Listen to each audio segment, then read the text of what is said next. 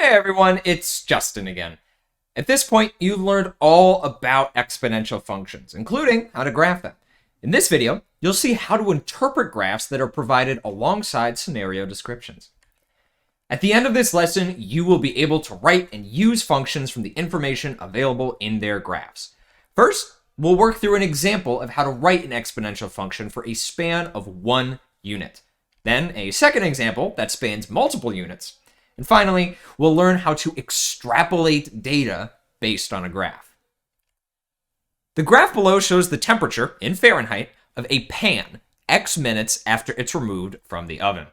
We can reverse engineer this graph to glean all the information necessary here. The most obvious piece of information is the y-intercept, also known as the initial value. We know the point at an input of 1 must be the initial value times the growth factor. So we can solve for the growth factor by dividing. The growth factor here is 4/5, or 0.8. And since we calculated the growth factor across only 1 unit, the exponent doesn't need to be altered from its usual x. So in this scenario, the pan was 400 degrees when it was taken out of the oven, and then it cooled down by 20% every minute. The graph below shows the number of plant species in a botanical garden X years after the grand opening. Write a function for the growth every 2 years. The initial value is 18 plant species. Typically, we would move only 1 unit over to find the growth factor, but the problem specifies that we need a function for every 2 years. There are 2 ways we can go about this. The more direct way is to use points that are 2 units apart. We usually want to use this method if both points are easy to read on the graph, though.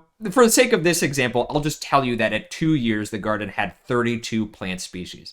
So we would do the same as last time, where we divide to find the growth factor. And remember that they're 2 units apart rather than 1.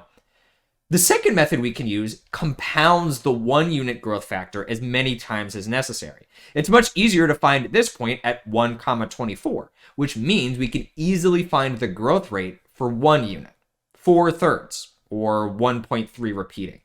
Then, since we want 2 units instead of 1, we square this growth rate with an exponent of x over 2 to show that it's over 2 years, not 1.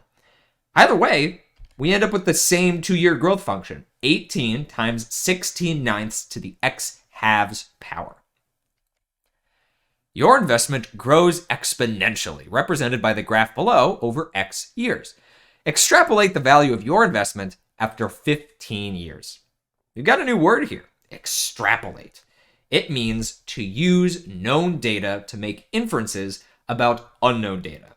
Or in other words, since we don't see 15 on the graph, we have to use what we do see to make an educated guess about it. Pause the video and see if you can create a function for this graph to extrapolate the investment's value after 15 years. The initial value is $500, and 1 year later, it's at $550. If we divide 550 by 500, the growth factor will be 1.1 for a single unit. So our total function will be an initial value of 500, growing by a factor of 1.1 every year. All that's left to do is plug in 15 for the year and see what the investment will grow to.